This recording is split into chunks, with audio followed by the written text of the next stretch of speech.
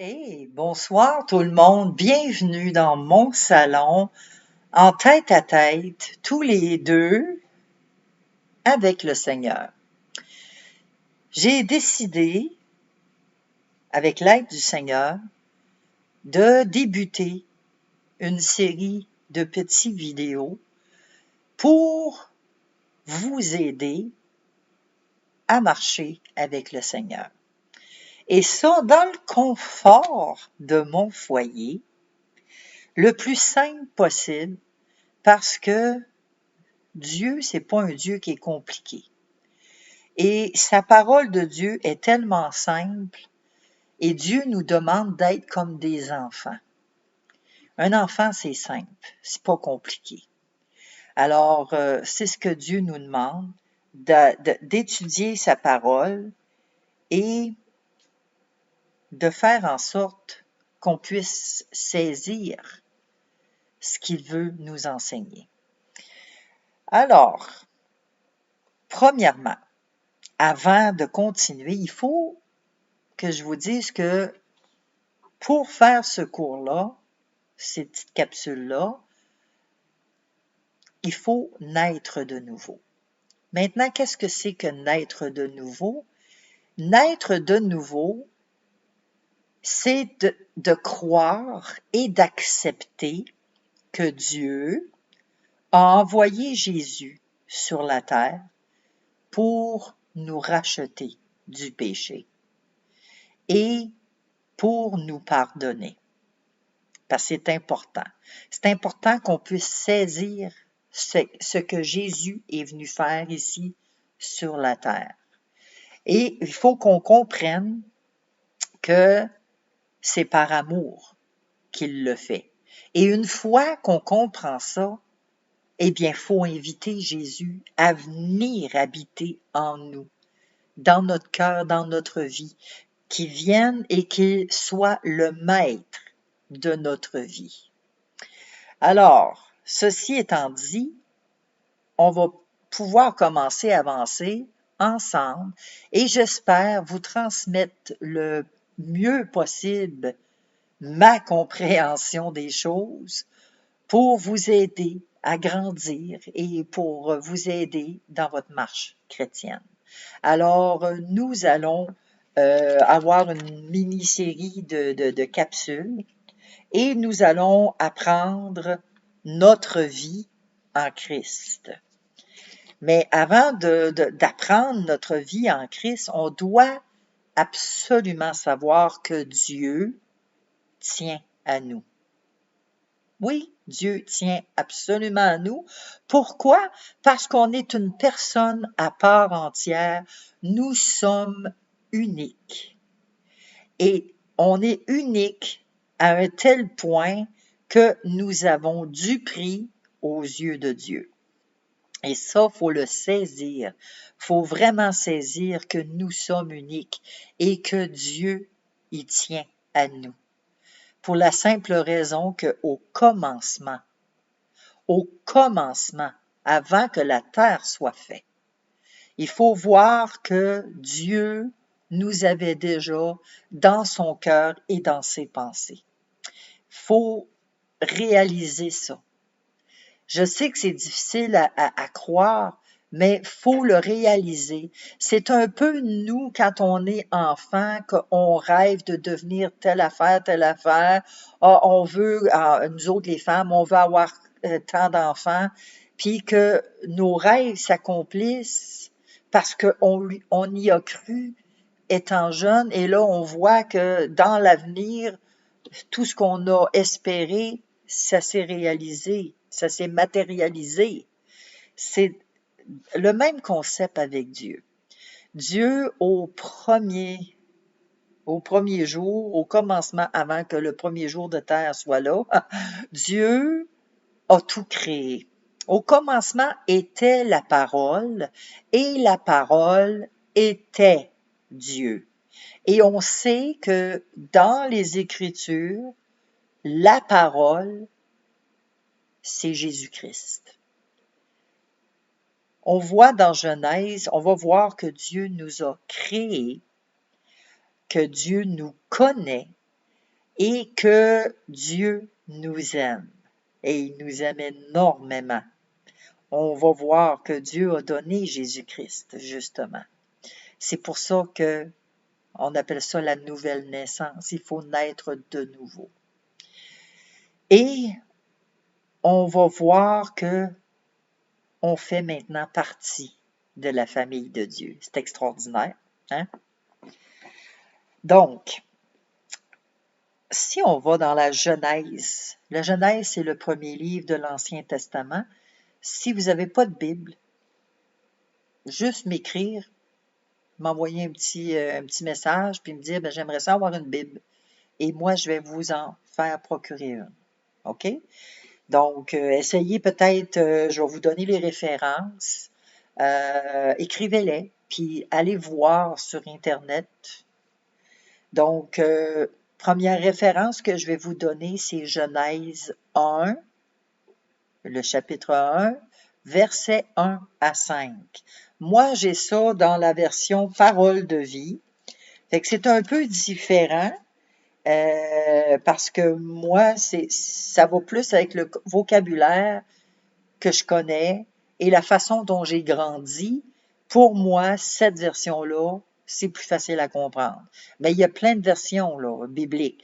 Il y a la Louis II, il y a la Bible du Sommeur, il y a Parole de vie, il y a Parole vivante, il y a Français courant, il y en a plein.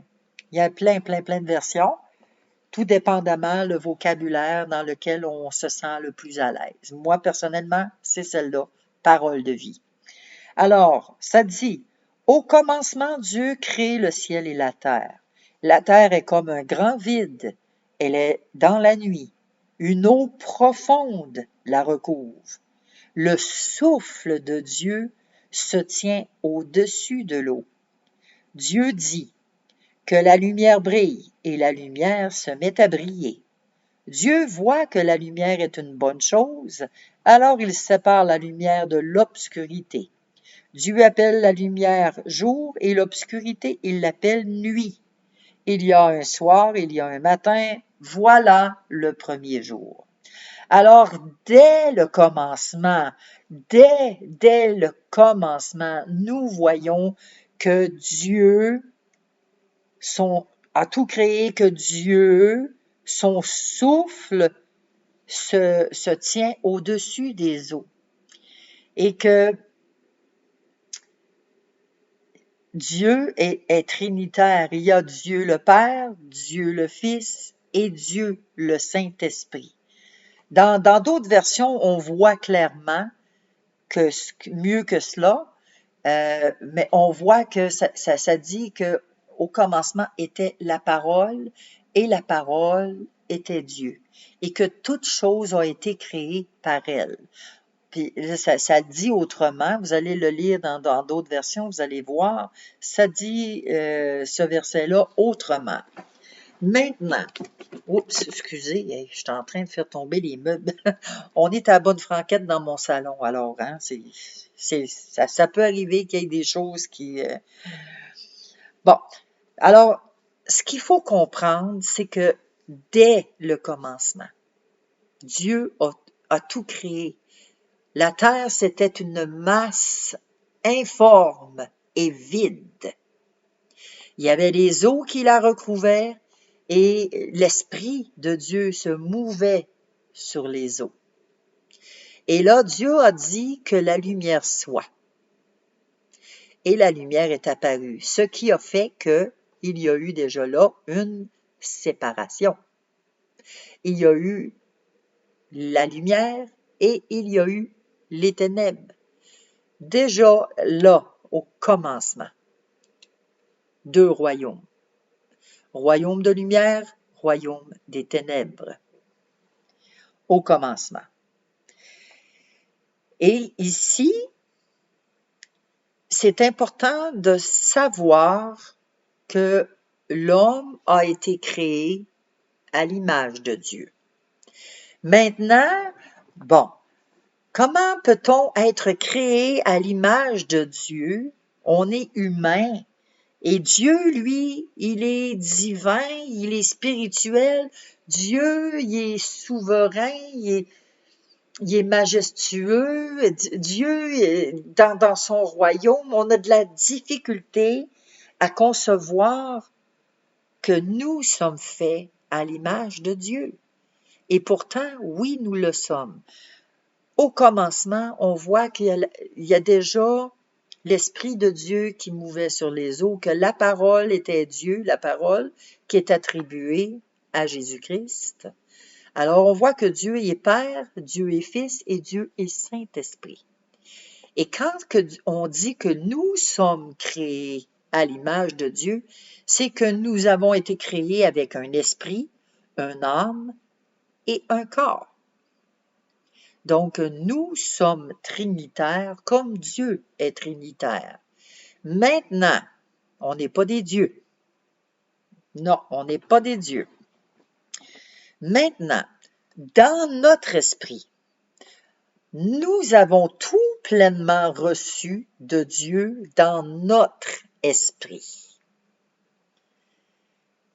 Les fruits de l'esprit, la guérison, les prodiges, les miracles, on a tout reçu dans notre esprit.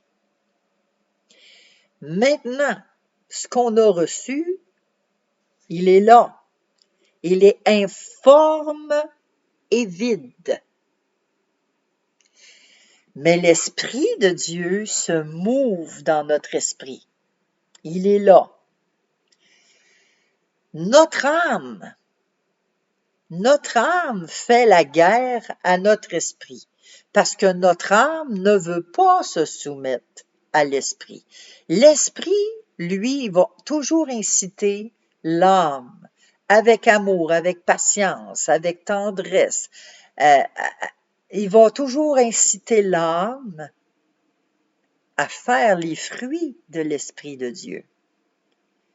Et il y a un éternel combat. Quand notre âme réussit à obéir, notre corps s'en porte bien. Et on va faire les choses selon l'Esprit de Dieu. Mais quand notre âme lutte et qu'il y a une réticence, ben ça se ressent dans le corps et notre corps va faire des choses contraires à la volonté de Dieu, ce qu'on appelle des péchés. Quand, par exemple, que Dieu y est pardon, puis que nous, on n'accorde pas le pardon, on est contraire à ce que l'Esprit de Dieu nous demande de faire, de pardonner.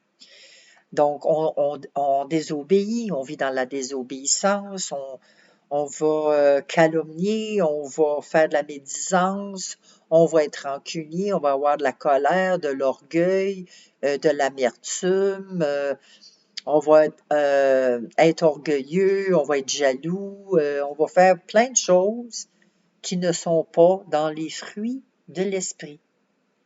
C'est les fruits de l'âme et de la chair. Maintenant, les fruits de l'âme et de la chair, ça vient du côté obscur, ça vient de l'obscurité, des ténèbres. C'est pour ça que Dieu, au commencement, a fait une séparation, la lumière contre les ténèbres. Maintenant, quand on est dans la lumière de Dieu, on vit les fruits de l'esprit. Dieu est lumière. Dieu est la lumière du monde. On le voit dans Jean 1, en tout cas, je vais vous le référer tantôt pour l'instant, mais on le voit dans Jean que Dieu est la lumière du monde, que Dieu était là au commencement, que Dieu est la parole. On le voit. Et que du côté obscur, c'est le côté de Satan. Quand que Satan s'est rebellé, Lucifer s'est rebellé, a voulu monter au-dessus du trône de Dieu pour se faire adorer. Il s'est mis au-dessus de Dieu parce que pour lui, il voulait être vénéré, puis c'était lui, dans le fond, Dieu. Mais Dieu l'a rejeté des cieux et il l'a envoyé, il l'a chassé de son ciel. Alors, il a maintenant son royaume qui est le royaume des ténèbres de l'obscurité. Alors, notre âme, quand on est contraire à l'esprit, ben notre âme fait partie de l'influence, si on veut, se laisse influencer par Satan et ses démons.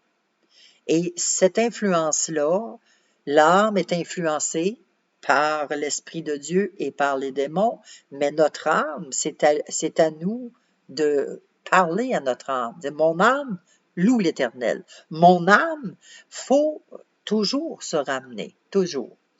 Alors, c'est plus facile faire les choses des ténèbres que de se ramener dans la parole de Dieu. D'ailleurs, le Seigneur le dit, hein, étroit et resserré le chemin qui mène à la vie, mais large et spacieux le chemin qui mène à la perdition.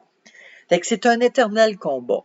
Alors, faut comprendre que quand on est créé à l'image de Dieu, c'est de cette façon-là que Dieu parle, que nous sommes créés à son image parce qu'il nous a déjà tout remis à notre esprit. D'accord? Maintenant, lorsque on saisit ça, ben, il faut comprendre que Dieu, lui, il nous connaît. Dieu nous connaît parfaitement. C'est sûr, c'est lui qui nous a créés. D'accord? Et il nous a créés pour que nous lui rendons gloire. C'est pour sa gloire à lui que nous avons été créés. Pas pour notre propre gloire, pas pour nous flatter, puis nous donner des titres, nous attribuer des mérites. C'est pas du tout pour ça que Dieu nous a créés. Dieu nous a créés pour sa gloire, pour qu'on puisse le louer et pour qu'on puisse marcher dans la lumière. Donc ici, quand on voit Dieu nous a créés dans la Genèse, que ce que je viens de vous lire, Dieu y existait avant le commencement. Et Dieu créa les cieux et la terre. La terre est comme un grand vide, puis le souffle de Dieu se tenait au-dessus des eaux. Dieu a dit que la lumière soit et la lumière fut. Et c'est là qu'il y a eu une séparation. C'est à partir de choses qu'on ne voit pas que nous avons été créés. Alors, quand Dieu a créé la terre, il a créé les arbres, la verdure, les fleurs, les animaux terrestres, les animaux marins, les animaux célestes, les oiseaux et tout ça, les insectes. Dieu a tout créé. Et par-dessus tout, nous, on a été créés en dernier. Nous sommes sa dernière création. Et il a pris sa dernière création pour nous placer au-dessus des animaux, au-dessus de sa création. Et il a dit à l'homme que l'homme devait dominer. Dieu dit qu'il commande aux poissons dans les mers, aux oiseaux dans le ciel et aux animaux domestiques et à toutes les petites bêtes qui se déplacent sur le sol, à partir de Genèse 26. Genèse 26, 27. Alors Dieu créa les humains à son image et ils sont vraiment à l'image de Dieu. Il les a créés hommes et femmes. Hommes et femmes. Puis il les bénit. Ayez des enfants. Devenez nombreux, remplissez la terre et dominez-la. Commandez aux poissons dans les mers, aux oiseaux dans les cieux et à tous les animaux qui se déplacent sur la terre. Dieu n'a pas créé deux hommes, puis il n'a pas créé deux femmes. Il a créé un homme et une femme, puis il leur a dit, ayez des enfants, remplissez la terre, multipliez-vous. C'est pas deux hommes avec hommes qui vont se multiplier, puis c'est pas femme avec femme qui vont se multiplier. C'est un homme et une femme. Et là, suite à ça, Adam et Ève ont vécu dans le jardin. Dieu avait parlé à Adam, puis Dieu avait dit à Adam de ne pas manger le fruit défendu, que s'ils mangeaient ce fruit-là, qu'ils allaient mourir. Et là, Satan, lui qui avait été jeté des cieux, ben là, il s'est approché et il est allé voir Ève. Parce que Ève, là, Dieu, c'est pas à elle que Dieu s'est adressé. Dieu s'était adressé à Adam, puis Satan le savait, lui. Satan savait que c'est pas Ève qui a entendu parler la voix de Dieu. Il est allé voir Ève et il l'a tenté avec le fruit défendu. Dieu a-t-il vraiment dit que vous allez mourir? Ben non, vous ne mourrez pas. C'est parce que Dieu, il veut pas que vous soyez comme lui. Hein? C'est carrément ça. Et là, ben, Ève s'est laissée tenter, hein? Puis elle a tenté Adam, puis Adam, il a succombé à sa tentation-là parce qu'il aimait sa femme, il aimait celle que Dieu lui a donnée. Mais c'était à Adam de se tenir debout et dire, femme, non, tu ne me tenteras pas. Moi, je vais écouter ce que Dieu m'a dit de faire. Mais il a eu peur de perdre sa femme. Il a comme pas cliqué à quelque part que Dieu y en donnerait un autre si elle a désobéissait. Il a pas cliqué par ça, là. Il a eu peur de la perdre. Fait que, oh, ben, OK, on va succomber. Mais ça l'a entraîné la chute. Et c'est là que le pouvoir que Dieu avait donné aux hommes, c'est Satan qui s'en est emparé. Fait que c'est pour ça qu'on a des combats. Fait que faut saisir cette opportunité-là, cette opportunité. En tout cas, cette explication-là, oui, c'est mieux dit. Faut saisir cette explication-là, puis la comprendre. Que, écoute, on a été créé à l'image de Dieu. On a un âme, un esprit, un corps. Maintenant, ben, on a cette enveloppe-là, oui. Mais maintenant, ce qui nous a été donné, ben, c'est Satan qui nous l'a usurpé. Puis les deux sont fautifs, Adam et Ève. Les deux sont fautifs. Pas plus Ève que Adam. Les deux sont responsables de ce qui se passe maintenant aujourd'hui. Puis en passant, ben, on n'aurait pas fait mieux qu'eux autres. Donc, ici, faut comprendre dans Genèse 26 à 27, justement, les chapitres que je vous ai lus, que l'homme y est unique, qu'il exerce l'autorité, puis qu'il a été créé dans un but précis. Puis le but, c'est de remplir la terre et la dominer. On a été créé à l'image de Dieu et on a l'autorité sur les poissons, les oiseaux et tous les animaux. Puis ça, c'est vrai. Parce que moi, le printemps, là, j'ai des corneilles qui viennent se percher pas loin, puis ils viennent dans mes arbres. Je sors dehors 3 fois, 4 fois, puis je leur commande, toi, va te percher ailleurs, puis toi, tu te mets pas le pied sur le terrain. Il y en a des fois qui viennent, je leur commande, je leur défends. Puis après ça, c'est terminé. Je peux leur avertir 2, 3 fois, puis après ça, j'ai la paix pour l'été. Je n'ai plus de corneilles qui viennent sur mon terrain. Il n'y en a plus. J'ai autorité et je leur commande d'aller ailleurs. Le village, là, il est en masse assez grand. Fait qu'aller croisser plus loin, aller ailleurs. Puis ils le font. Fait que ça marche, c'est vrai. Je n'aime pas les corneilles. Excusez-moi, j'aime pas ça. J'aime pas les corneilles. Bon, alors ceci étant dit, maintenant, il faut qu'on comprenne que Dieu nous connaît. Oh que oui, Dieu nous connaît et Dieu nous connaissait avant même qu'on soit conçu. Là, vous allez dire, ouais, mais comment est-ce qu'il pouvait faire qu'il nous aimait puis qu'il nous connaissait avant même qu'on soit là?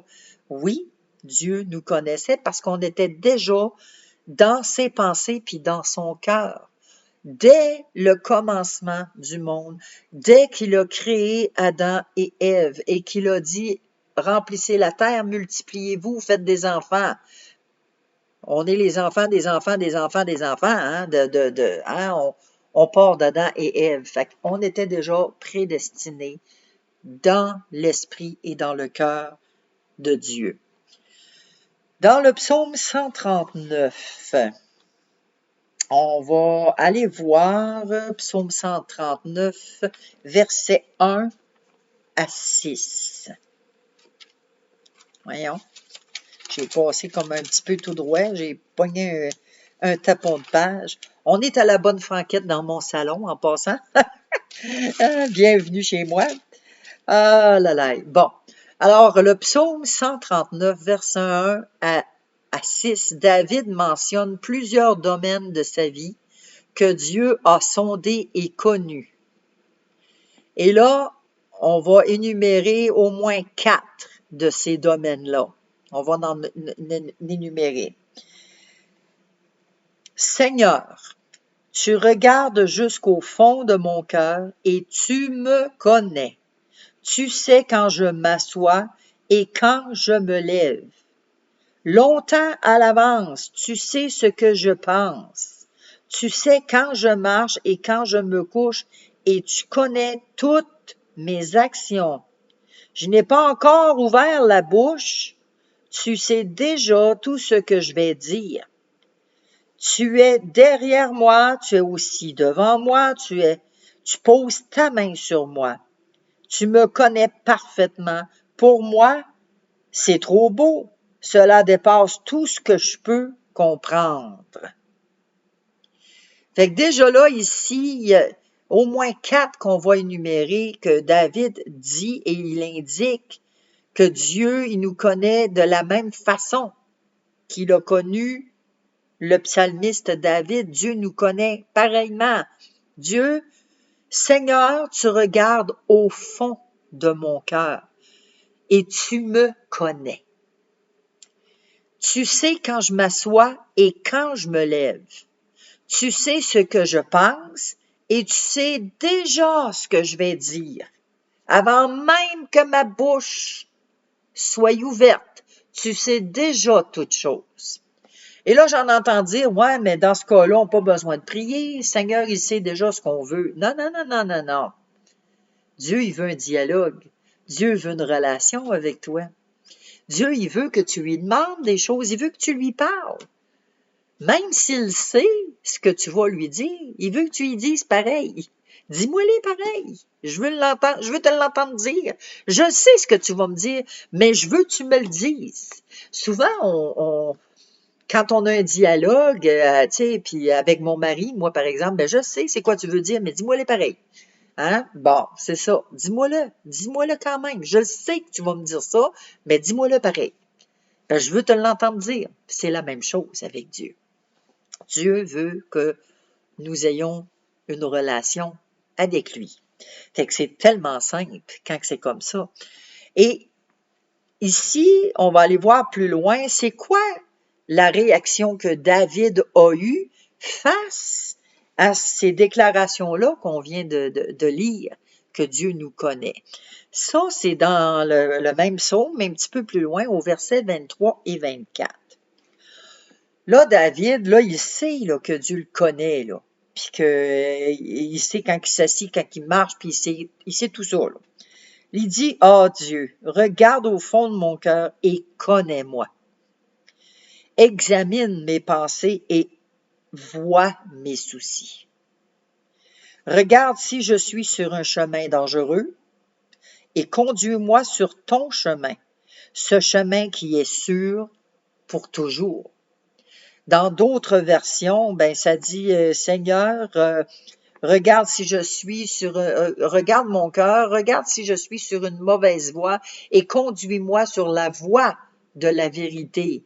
Parce que souvent, on va marcher dans une direction puis on pense qu'on est correct puis qu'on est sincèrement sincère, mais dans l'erreur. Et c'est pour ça qu'il faut s'auto-examiner chacun pour soi. s'examiner devant Dieu, puis demander au Seigneur, regarde, Seigneur, toi, tu connais mon cœur. Parce que on sait que le cœur est tortueux par-dessus tout, mais Dieu regarde au cœur. Dieu, il ne regardera pas à l'apparence de la personne, c'est au cœur de la personne qu'il va regarder. Fait que ça, en comprenant que Dieu nous connaît déjà, on peut pas rien y cacher. On peut pas se cacher devant Dieu. Dieu, il est partout, omniprésent, omniscient, il est là partout, partout. Même si je prends la couverture ici en arrière puis je me cache, ben Dieu, il me voit pareil. On peut pas se cacher devant Dieu. Alors ici, David, lorsqu'il a compris que Dieu le connaissait entièrement, il demande à Dieu d'examiner au fond de son cœur et ses pensées et de regarder s'il est sur une mauvaise voie et de le ramener sur la voie de la vérité. Jusqu'où peut aller l'intérêt que Dieu porte pour vous? C'est jusqu'où les intérêts de Dieu peuvent aller pour vous. On va le voir dans Matthieu qui est le premier livre du Nouveau Testament. Pour ceux qui ont juste le Nouveau Testament, alors vous ouvrez dans Matthieu. Quand vous ouvrez, vous êtes rendu. Vous ouvrez les pages. Bon, moi c'est Malachie. Bon, on a dit Matthieu, chapitre 10. Chapitre 10. Et on va voir le verset 29 jusqu'à 31. 29 à 31. Matthieu 10, 29 à 31. Bon. Donc, est-ce qu'on ne vend pas 2 petits oiseaux pour presque rien? C'est ça que je suis, moi, là? Oui, OK. Pour presque rien? Quand l'un d'eux tombe par terre, c'est votre Père qui permet cela. Pour vous, Dieu connaît même le nombre de vos cheveux. Donc, n'ayez pas peur. Pour Dieu, vous êtes plus important que beaucoup de petits oiseaux. Fait que donc, Dieu nous connaît. S'il y a un oiseau qui tombe par terre, tu sais, Dieu nous envoie 2 par 2, hein, comme on peut voir, c'est d'avoir confiance en Dieu. N'ayez pas peur, puis c'est Dieu, est-ce qu'on ne vend pas 2 petits oiseaux pour presque rien? Dieu, on est plus qu'un oiseau pour lui. Puis Dieu, il le sait que quand on tombe, c'est lui qui va nous relever, c'est lui qui nous relève. Dieu connaît même le nombre de nos cheveux sur la tête. Il connaît le nombre de jours qu'on est prédestiné à vivre sur la terre. Il connaît tout. Le nombre de battements de notre cœur, le nombre de respirations en 1 minute. Il sait tout ça. Il connaît tout. Donc, il faut voir que Dieu connaît le nombre de nos cheveux sur notre tête. Nous sommes plus importants que beaucoup de petits oiseaux à ses yeux.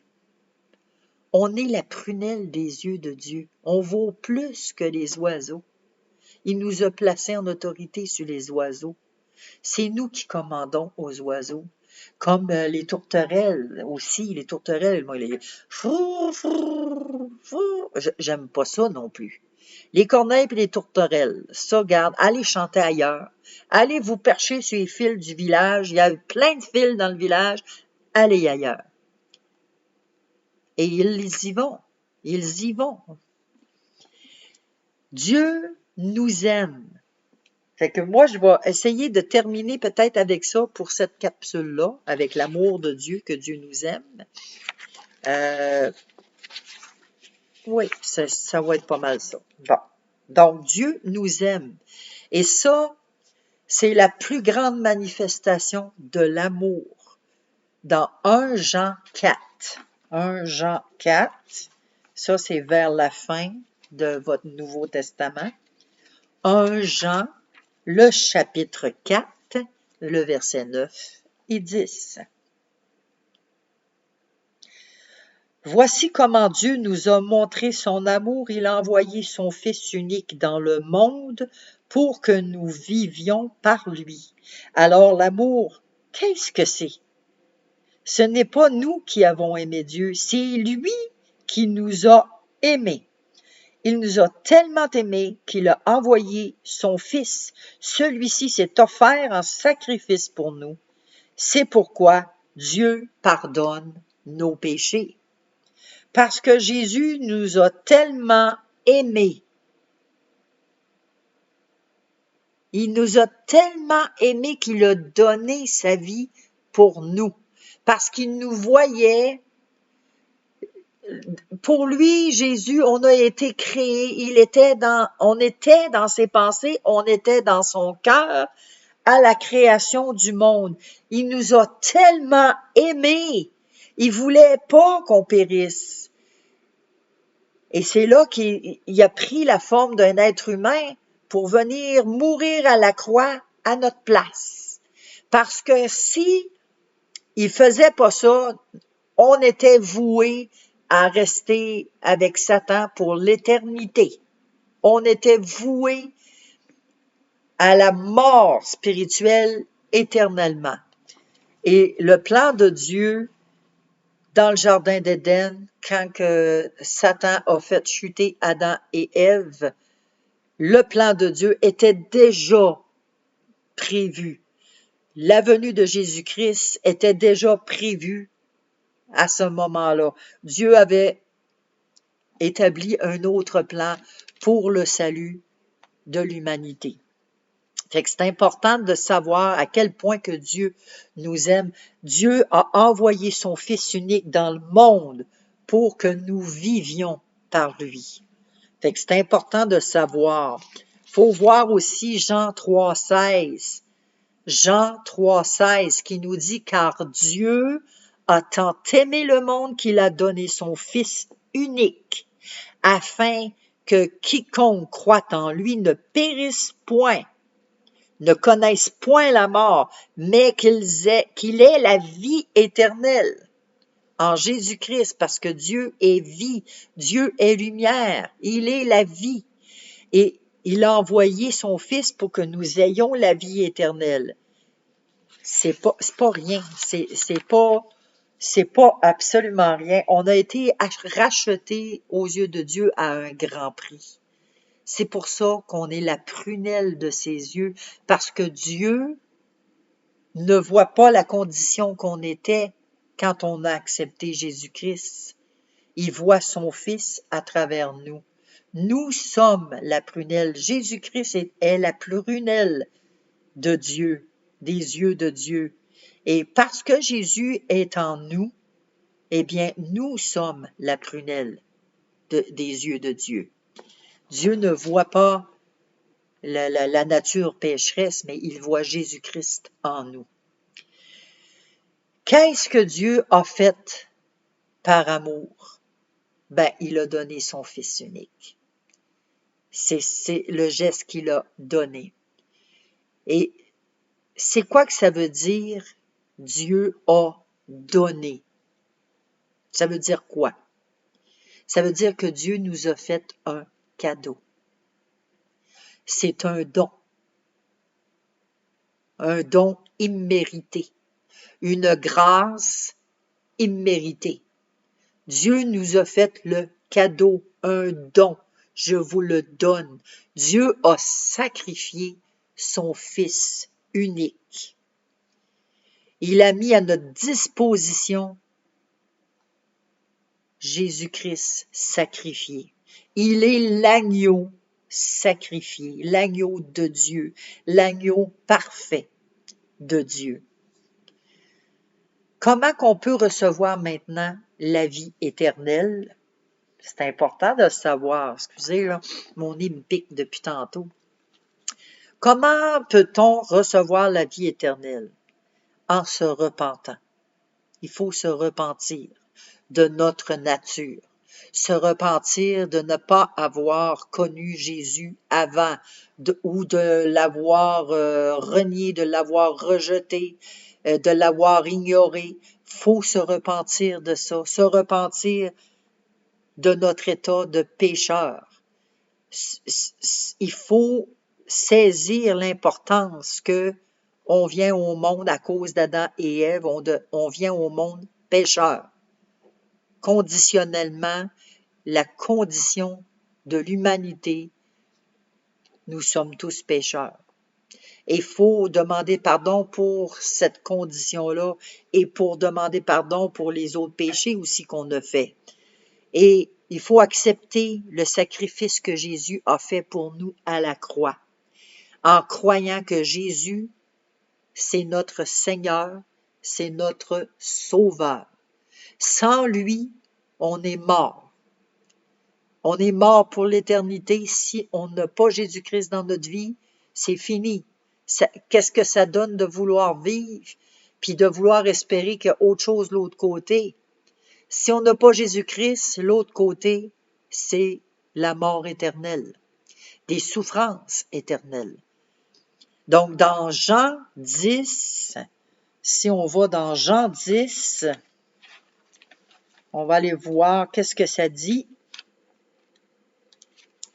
Hein? Le verset 9 à 16. Jean 10, 9 à 16. La porte, c'est moi. Celui qui entre en passant par moi sera sauvé. Il pourra entrer et sortir et il trouvera de la nourriture. Le voleur vient seulement pour voler, tuer et détruire. Moi, je suis venu pour que les gens aient la vie et pour que cette vie soit abondante. Je suis le bon berger et le bon berger donne sa vie pour ses moutons. Celui qui n'est pas le berger travaille seulement pour de l'argent. Les moutons ne lui appartiennent pas. Alors, quand ils voient le loup arriver, ils abandonnent les moutons et ils partent en courant. Le loup emporte des moutons et il fait partir le troupeau de tous les côtés. C'est ça le but du loup. Et si on continue, le verset 13, « En effet, l'homme qui travaille seulement pour de l'argent ne s'occupe pas bien des moutons. Le bon berger, c'est moi. Le Père me connaît et je connais le Père. De la même façon, je connais mes moutons et mes moutons me connaissent. Je donne ma vie pour eux. J'ai encore beaucoup d'autres moutons qui ne sont pas dans cet enclos. Eux aussi, je dois les conduire. Ils écouteront ma voix. Alors il y aura un seul troupeau et un seul berger. » Ça, c'est Jésus qui dit cela. Et Jésus parle de lui. Jésus est le bon berger. Il est le seul et unique bon berger. Puis lui, Jésus, ne prendra pas la fuite. Il ne nous laissera pas tomber. Jésus, il a dit, « Je suis avec vous jusqu'à la fin des jours. Voici, je suis là avec vous. Je vous envoie mon esprit, le consolateur. » L'Esprit de Dieu est notre consolateur. Il est notre guide. C'est lui qui nous aide à passer au travers. C'est la parole de Dieu. Jésus compare son amour et son intérêt pour nous à l'amour et l'intérêt d'un berger pour ses brebis. Un berger, il connaît exactement le nombre de brebis qu'il a. Il connaît chacune de ses brebis par cœur. Chacune a un nom et il les appelle par leur nom. Un berger connaît ses brebis. Puis il en prend soin. Il ne les laisse pas à la merci du loup. Il en prend soin. Lorsqu'il y a des dangers, il y a une houlette et un bâton. La houlette, c'est pour ramener les brebis qui sont en train de s'éloigner tranquillement. Puis le bâton, ben, c'est pour les bêtes féroces, pour les taper. Fait que, selon le passage, justement, qu'on vient de voir, il y a quelques-uns des dons qu'il désire vous accorder. Donc, Dieu désire vous accorder quelques dons. Un pâturage. Il veut vous accorder ce que Jésus désire vous donner, là. C'est ça, ce que Jésus désire vous donner. Jésus désire vous donner un pâturage. et des vivres. Il veut vous nourrir. Jésus, c'est ce qu'il veut. Il veut vous nourrir. Il veut vous donner une vie abondante. Il veut vous donner sa vie pour que vous viviez. Il donne sa vie pour vous. Il veut que vous ayez de la connaissance, que vous le connaissiez. Puis pour le connaître, il faut lire sa parole. C'est ce que Dieu veut. Jésus veut vous donner la liberté. Il veut vous donner le salut. Et ce qui est plus important, c'est d'être sauvé, avoir une vie abondante en Christ et le connaître. C'est ce qui est le plus important. Et c'est ça qu'il faut qu'on saisisse, que Dieu veut qu'on vive. Il veut pas qu'on meure. Et Dieu nous a tellement aimés qu'il a donné Jésus. Dieu a fait de nous des membres de sa famille. On n'est pas rien. Quand on accepte Jésus, on devient un membre de la famille de Dieu. On devient des frères et des sœurs en Christ. C'est pas rien. On hérite. Quand on fait partie de la famille, on hérite de l'héritage. On est co-héritier avec les frères et les sœurs. Et Jésus veut qu'on fasse partie de cet héritage-là que Dieu nous a donné déjà. Rappelez-vous, dans notre esprit, on a déjà tout. On a tout reçu dans notre esprit. On a tout ça, les dons, les fruits, on a tout. Et Dieu veut qu'on goûte à cet héritage-là. Les disciples, on va aller voir dans Matthieu 6, au verset 9. Parce que oui, c'est bon qu'on passe un petit temps comme ça ensemble. Bon, Matthieu 6, verset 9. Alors, Dieu y enseigne à ses disciples comment qu'on doit s'adresser à Dieu. Comment lui parler? Vous devez donc prier de cette façon. Notre Père, qui est dans les cieux, que ton nom est saint, fais que tout le monde le connaisse. Il veut qu'on appelle Dieu notre Père, parce qu'il devient notre papa. Il est notre Père céleste. Quand on accepte Jésus-Christ dans notre vie, évidemment. Est-ce que Dieu est le Père de tout le monde? Oui ou non? Puis pourquoi? Dieu n'est pas le Père de tout le monde, parce que Jean 8, on va aller voir le pourquoi. Pourquoi que Dieu le Père n'est pas le Père de tout le monde? Jean 8, versets 42 à 44.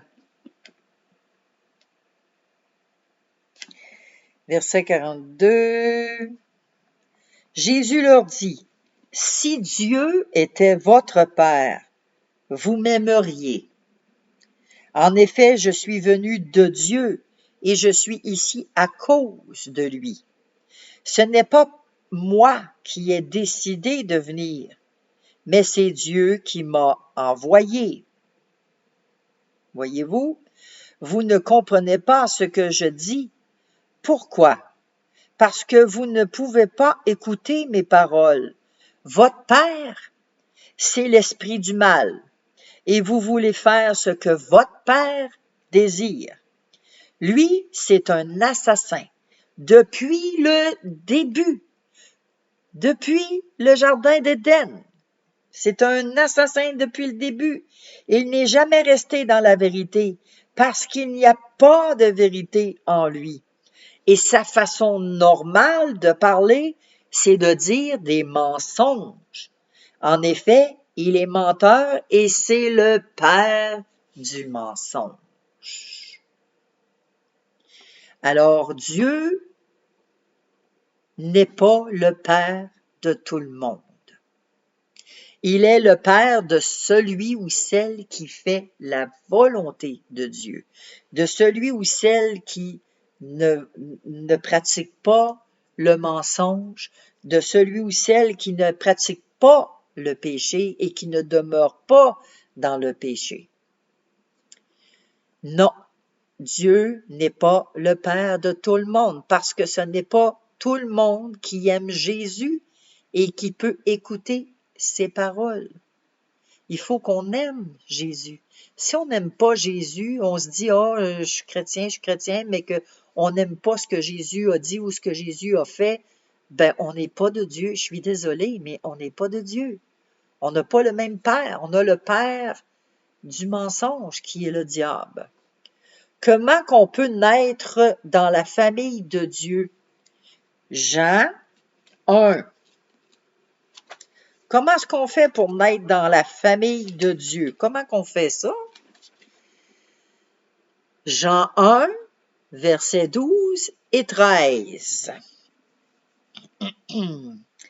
Pourtant, certains l'ont reçue et ils croient en elle. À cela, la parole a donné le pouvoir de devenir enfants de Dieu.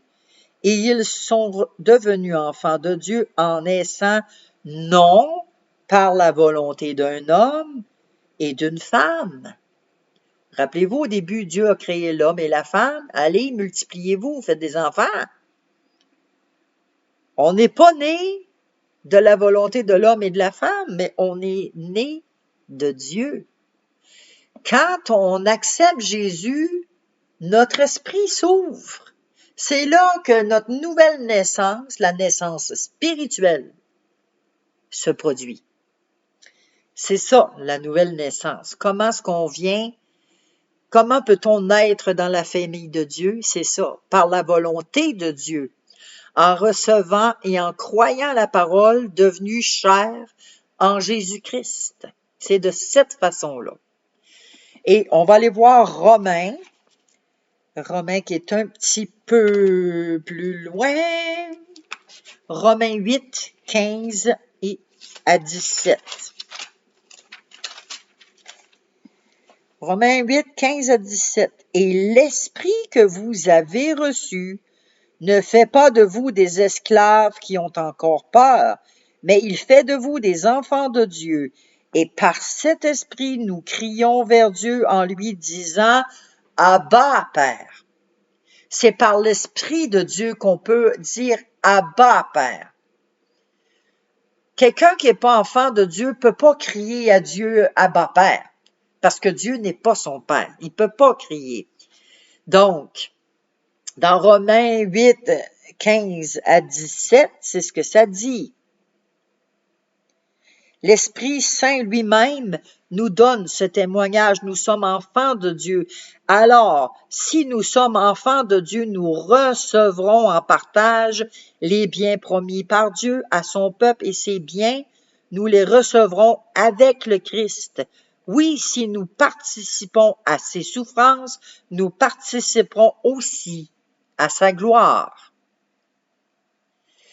Il fait de nous des enfants de Dieu. Nous pouvons crier Abba Père. Nous recevons en partage les biens promis par Dieu. Nous les recevons avec Christ en participant à ses souffrances. Puis nous participerons aussi à sa gloire. Comment vous savez que Dieu est votre Père? Comment savoir que Dieu est votre Père? Eh bien, je sais que Dieu est mon Père parce que je crois à ce que Jésus a fait à la croix et l'Esprit de Dieu me le confirme tous les jours. Je suis devenu enfant de Dieu et mon esprit peut s'écrier « Abba, Père ». Alors, c'est ce qui complète notre première capsule, notre premier tête-à-tête, notre premier face-à-face, tout droit de mon salon. Fait que ça me fait plaisir de partager ce petit moment avec vous Et j'espère que ça va vous aider à comprendre vraiment. Peut-être repasser la vidéo et si vous n'avez pas eu le temps de prendre les références, ben de revenir et de prendre vraiment les références et de vous les écrire, les versets bibliques. Écrivez-les quelque part. Si vous avez votre Bible, vous pouvez les surligner pour que vous puissiez vous approprier les promesses et les vérités de Dieu pour votre vie, pour qu'on puisse justement marcher en Christ, qu'on puisse vivre en Jésus-Christ, parce qu'il est la vie. Il le dit lui-même, je suis le chemin, la vérité et la vie, et nul ne vient au Père que par moi. Alors voilà, c'était ma petite capsule avec vous cette semaine. On se dit à la prochaine, puis merci d'avoir été là. Gênez-vous pas, vous pouvez m'écrire, me poser des questions, me dire si vous avez reçu une Bible ou pas, et je vais m'arranger pour que vous en ayez une en votre possession. Soyez richement bénis. Que Dieu vous bénisse en abondance. Amen.